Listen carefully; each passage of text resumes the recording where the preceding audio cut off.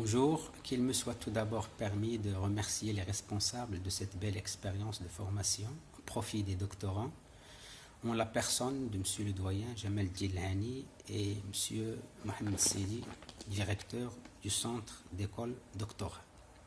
Ma contribution s'intitule Le texte de théâtre, seuil de lecture, seuil de recherche. Cet intitulé est pour moi motivé par un double souci. Le premier étant de présenter un ensemble de précautions à la fois méthodologiques et épistémologiques permettant aux doctorants désirant de mener leur recherche dans ce champ disciplinaire d'éviter pas mal d'écueils qui pourraient les gêner dans leur entreprise de recherche. Et le deuxième étant de mettre en exergue les particularités, voire le potentiel du théâtre comme objet d'étude et les pistes d'exploitation qu'il permet, où s'entrecroisent le littéraire, le linguistique, le philosophique, le poétique, le spectaculaire, pour ne citer que cela. Dans cette intervention, j'emprunte le concept critique de seuil, non pas dans le sens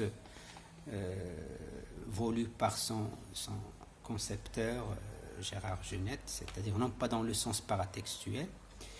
Je ne l'emprunte pas également comme réaction au déclin des théories d'obédience structurale qui prônent la clôture du texte, son autosuffisance, l'émanence textuelle, mais beaucoup plus dans le sens premier, à savoir que par seuil, donc j'entends tout simplement une entrée qui permettant l'accès à un endroit quelconque. Et donc, seuil de lecture serait pour moi tout simplement des entrées de lecture qui permettent de mieux approcher le texte théâtral et d'avoir, je dirais, des lectures exhaustives qui lui protègent et qui lui maintiennent plutôt sa particularité.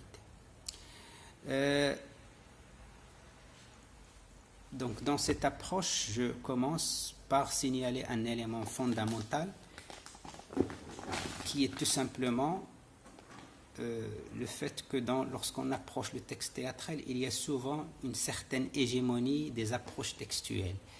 Et donc, il est traité à la manière, plutôt à la façon d'un texte littéraire, surtout romanesque. Donc, cet angle d'approche prive le texte théâtral de sa particularité essentielle, de l'essence même donc, de son existence, qui est tout simplement d'être un texte destiné à une seconde vie où il sera porté par le corps du comédien, par sa voix, par sa présence scénique, avec tout un ensemble d'accessoires à son service.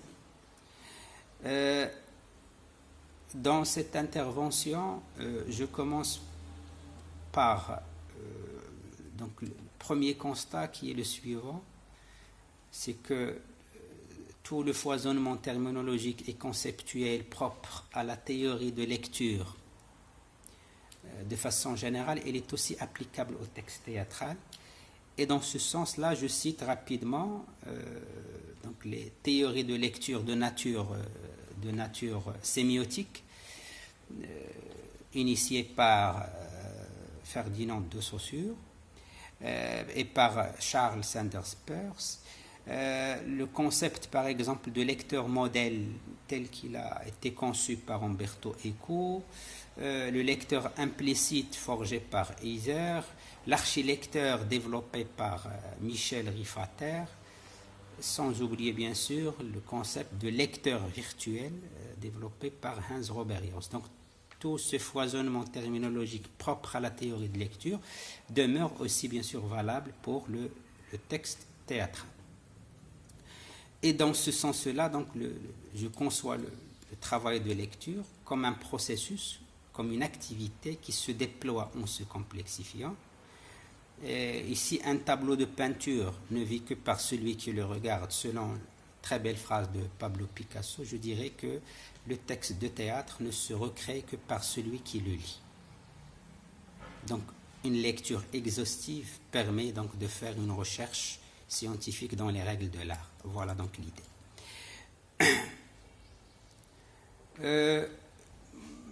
je passerai par la suite à signaler un élément aussi très très important, qui est bien sûr celui relatif à un certain esprit de résistance qui s'installe quand il s'agit du texte théâtral.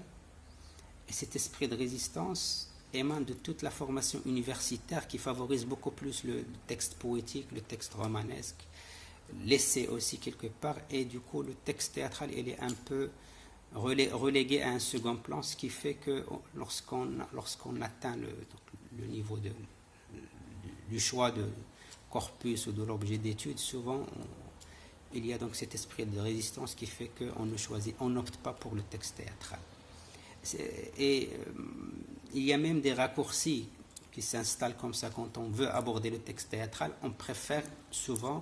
Les étudiants préfèrent passer par l'enregistrement vidéo ou télévisuel.